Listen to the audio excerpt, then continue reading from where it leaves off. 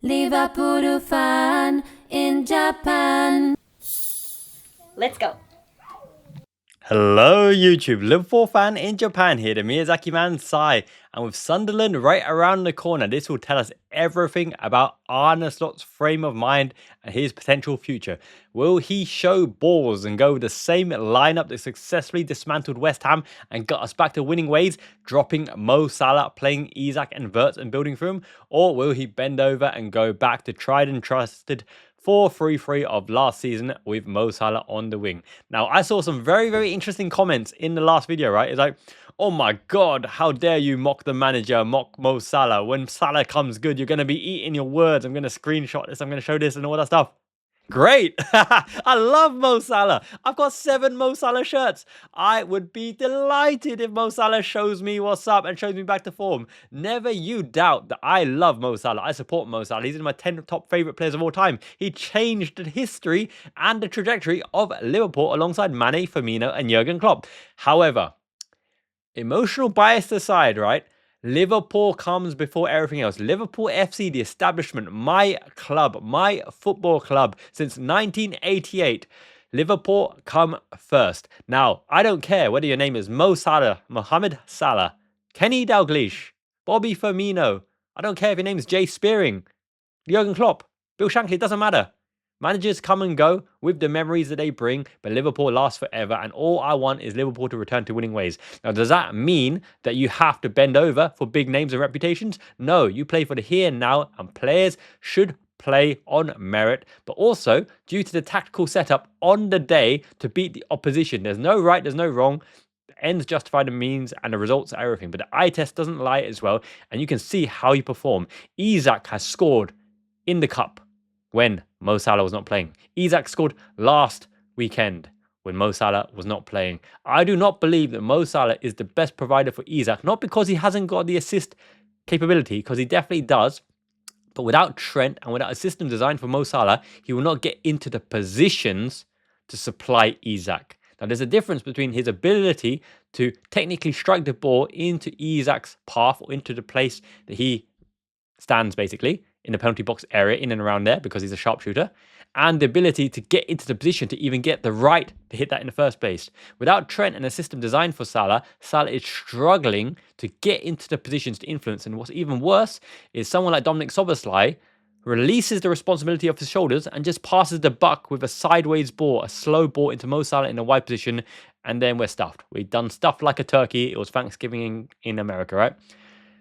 If the system is designed for Mo Salah, he can thrive and get the metrics. However, the stats do not lie in that there's been a massive drop-off because we are having to integrate Ekitike, Isak, Wirtz, Frimpong, Kerkez, Mamdashvili, right? And even the great man himself, Mo Salah, said, when you have new players, you have to get used to the ways of playing, and we can't just keep relying on Mo Salah to create, especially when we don't create the space for Mo Salah to get into the right opportunities, because we have to balance the team in and around the attributes of the other players. Does that make sense? Team and dream to win before individuals. Now, if Mo Salah has to make do with a place on the bench, he may make do with a place on the bench. However, he's a fighter, he's a champion, he's a legend, and he's still quality. Will he come back in against Sunderland? I feel that Slot will put him back in against Sunderland. Do I think it's the right decision? I do not. But there's 2 ways of looking at it. If Salah plays, the system has to be built around Salah. And how do you build a system around Salah? You get Salah the opportunity to be high and wide in the space on the transition as quick as possible, and not in a slow build-up play through the back. Now, this slow build-up play through the back has been boring. It's been calculated. The opposition aren't idiots. They don't forfeit. By the way, my camera is much better, right? Because I chose the wrong setting last video. It's not refocusing. Thank you for pointing out in the chat. I love you guys. That's why the Liverpool fan in Japan community, Ichiban, it means the best. Minasan means everyone. Because you tell me these kind of things and I make the changes. I flick the toggle.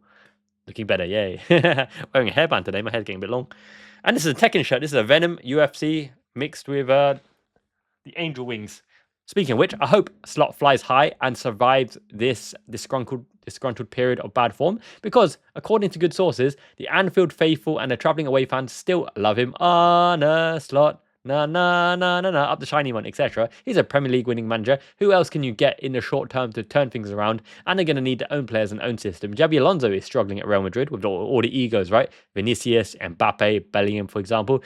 Even the fans are having a pop at Trent Alexander-Arnold. They're saying, throwaway comments like he wouldn't even defend his girlfriend if his girlfriend is... I'm not going to go there. Anyway, yes.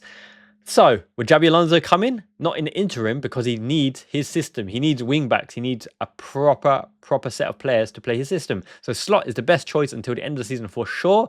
Liverpool have never been a club to make rash decisions. He is, with merit, going to be given the opportunity to turn things around. But as I said, FSG and Liverpool and the current crop of players cannot afford to even have one season outside the Champions League. So if there's ever a doubt that he would be failing to qualify for the Champions League next season, FSG might pull the plug if it looks like he's lost the players. But it doesn't look like he's lost the players, because it's not that they're not playing for him. They're just confused in the system where they need to go and what they need to do instinctively. And instinctively is the key word here, because if you've got a well-drilled, well-trained side, doesn't matter whether you're Sunderland, because we're playing Sunderland next, with Granit Xhaka organising them and a good manager there, or lower down the table, you look at Coventry, look at Bolton or whoever, in a cup fixture, if they're well organised, know what they're doing, close off the spaces, mano a mano, people are people. It's 11 against 11. You can always triumph over genius and talent through hard work. That's what Naruto Uzumaki, Naruto the anime series in Japan, taught us.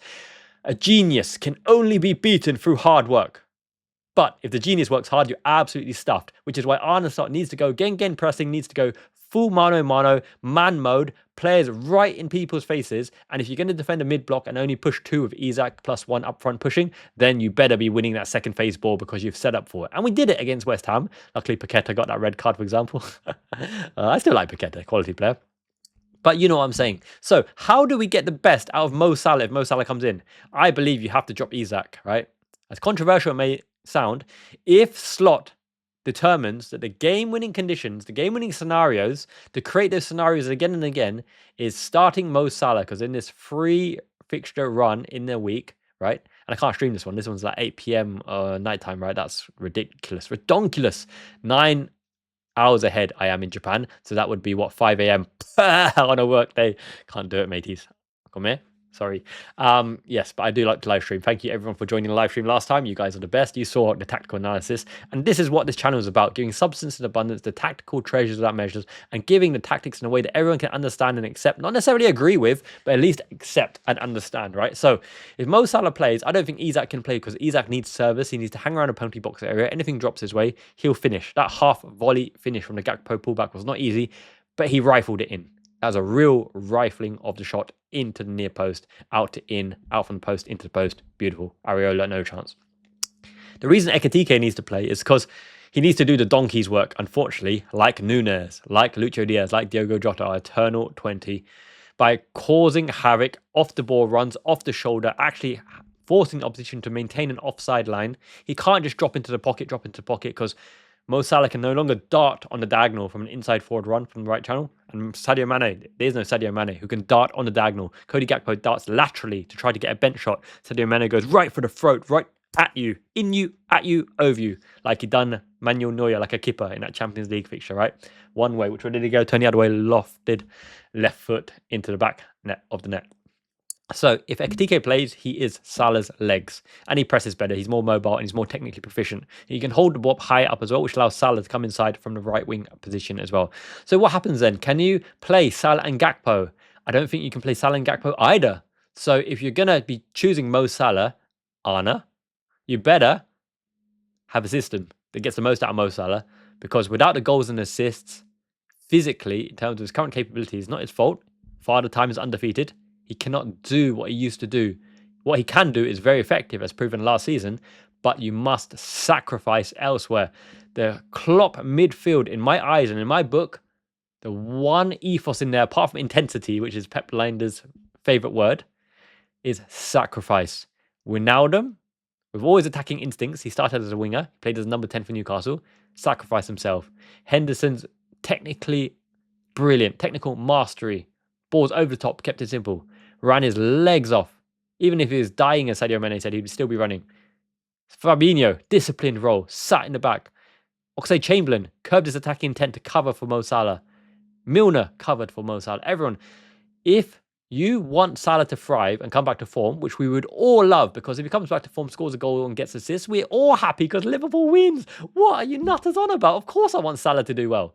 But he's one part of a squad, and why, if you take away the name value and what he's done before, why doesn't attributes of a right-sided inside forward with left foot who's slow, can't accelerate, doesn't get into the right third, and is weak. He's not useless, but he's weak in the defensive phase and transition, and he's prone to a dodgy mistouch to lose the ball, and this is not his fault. Other players look to him in bad positions and lay off the ball and lay off the responsibility. I'm looking at you, Szoboszlai, and Gravenberch on occasion. Why would you pick him when every other named player in the squad actually brings stuff around? So if we don't play Gakpo on the left, right, it's got to be Wirtz on the left or Chiesa on the left, because these silky, tricky, ball at the feet, intelligent head-up players can feed Mo Salah in the inside right position that he wants near the penalty box area. Gakpo cannot do it consistently. The cut inside Gakpo lofted cross to Mo Salah at the back post is the worst tactic in football history. It's a 1 in 100,000 chance that it lands to him, and when he lands on it, current Mo Salah may fluff it anyway. He used to score them, but on this season's showings, he fluffs them. So if you're playing Salah, Ekitike is a natural pick up front, Chiesa and Wirtz on the left, and Szoboszlai in the 10 to be the legs and running. Now, if you really want to build for Mo Salah, then you unburden the defensive responsibility to have the game pressing in front of our midfield line to win the ball high up, and on the transition, Mo Salah is as effective as anybody in world football. So that means Wataru Endo would come in, and everyone's saying, oh my God, you're biased for Wataru Endo. Oh my goodness, Slot's never good picking. Yeah, Slot won't pick Wataru Endo. And as I said before in the previous chat, Gravenberch is his 6. But if you're really building for Mo Salah, you would go with probably Endo and McAllister in the base over Gravenberch, because Endo wins the ball and then plays it simple. By playing it simple, you have a more prominent player who can break the lines in McAllister or Van Dijk or even Joe G. Gomez, when I talk about him in a second, to break the lines to give Mo Salah the ball early. Gravenberch is a great ball carrier, but he's not the fastest ball player. He can break the lines with a press. He's so technically good. He's press resistant and invites the press. But if you want Mo Salah to thrive in current Mo Salah iteration, you feed him the ball early, high, and before the opposition set, right? You can't just draw on the press. The slow build-up is murdering his chances to have a proper attempted goal, and that's on Arne Slot. So, does Arne Slot have the balls to drop Salah? Don't know. And the funny thing is people are saying, okay, contractually, he's not obligated to start Mo Salah every game. It could be in the contract. I've read this somewhere else as well. Has to start at least 85% of games or 90% of games in the Premier League. So yeah, drop him on the occasion. That was one of them.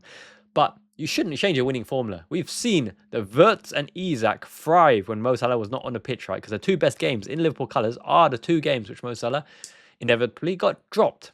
However, if you want to play, right, the way that probably on merit Liverpool should be playing and how he stuffed West Ham, Joe Gomez absolutely knuckled down the right-hand side. Now, utility player, Szoboszlai, he's better than utility player, but the job he did on the right in inside forward position, where he's so selfless, he's not looking to cut inside and shoot, he's not looking to beat the man, he's not looking for a highlight reel moment, he helps the team. He absolutely facilitates the team. Liverpool are built on this. Henderson, Wijnaldum, Wataru Endo. Wataru Endo's whole book is around how he discovered to get the best out of himself and to be valued in world football, he needed to help Mariasu and help Takabe and help everybody else thrive, right?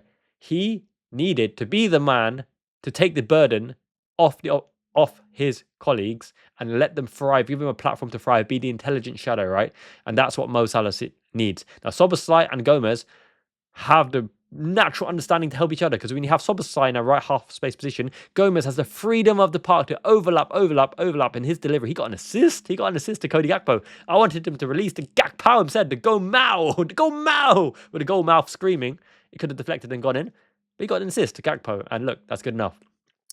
Gomez has evolved over the years. Sure, his body can't handle it, right? But he's the longest tenured Liverpool player all the way through Roy Hodgson. Yes, I want to say. Came from Charlton as a youth, like 17, 18 years old, and has been prominent.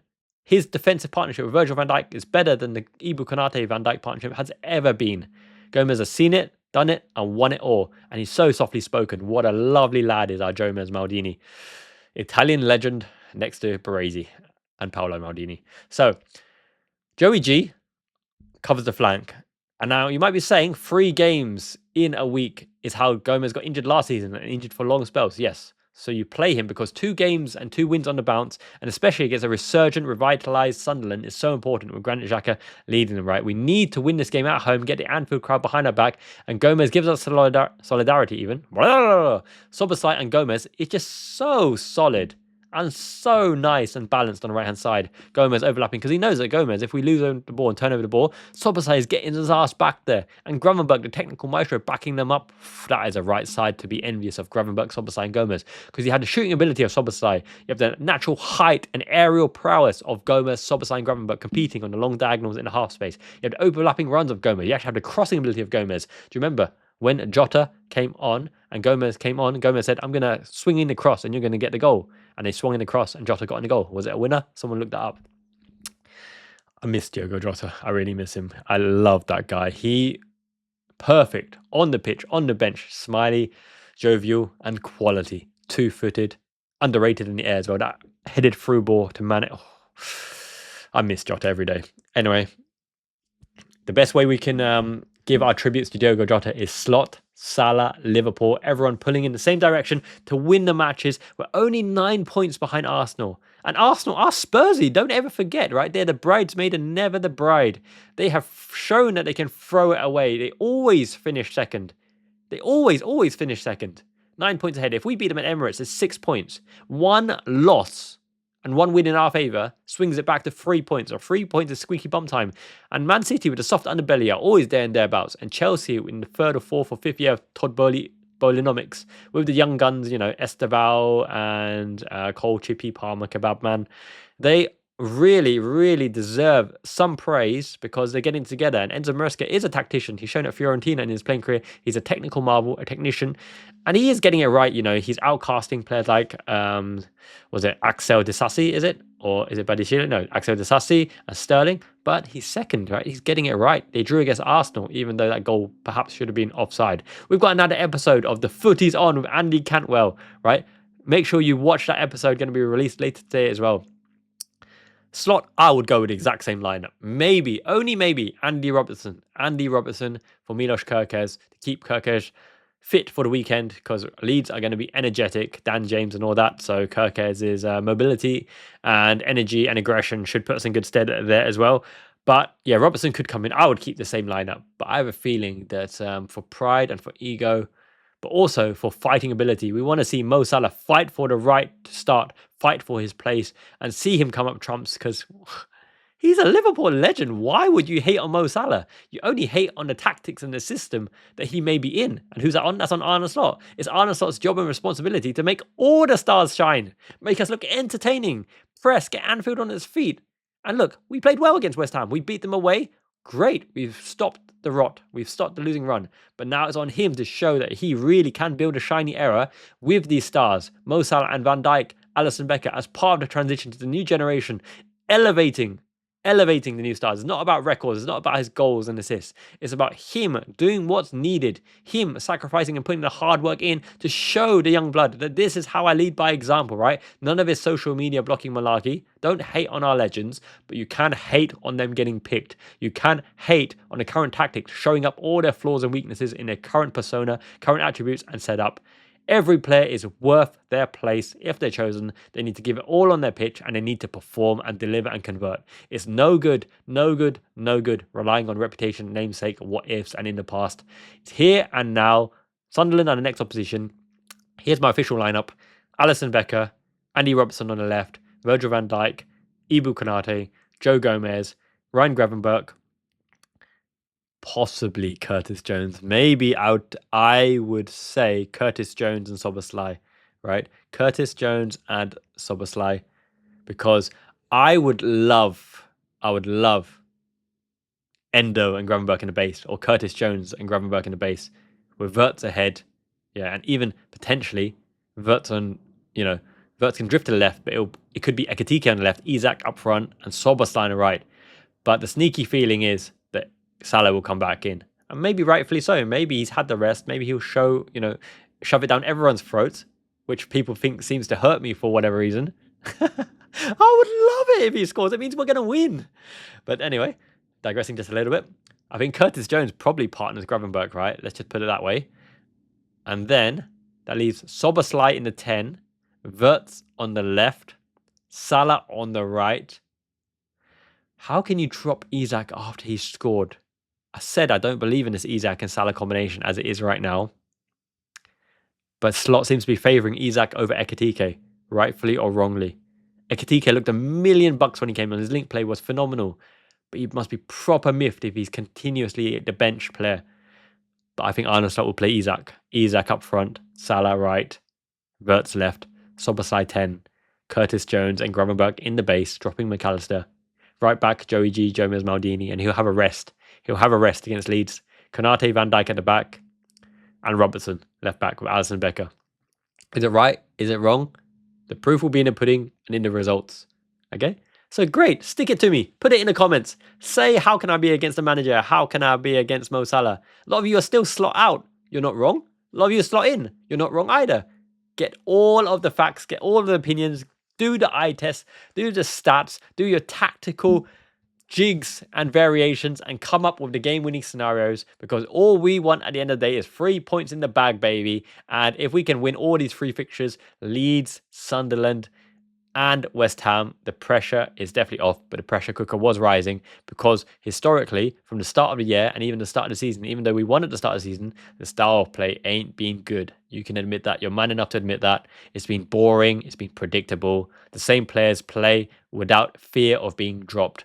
And it was absolutely hitting the boiling point with even the media and Liverpool having to put official statements around how they are backing and have the full support, of Arne Slot in the Champions dugout. And the thing that will save Arne Slot the most is there's no credible long-term vision of a manager to come in. Now, I'll do a Salesforce database supercomputer algorithm for all potential managers, right? I will include all the names, including some that just people aren't talking about, like Michel from Girona, who drew with Real Madrid and maybe even should have won it, even though Mbappe missed a sitter with Alonso doing the sliding knees at the end.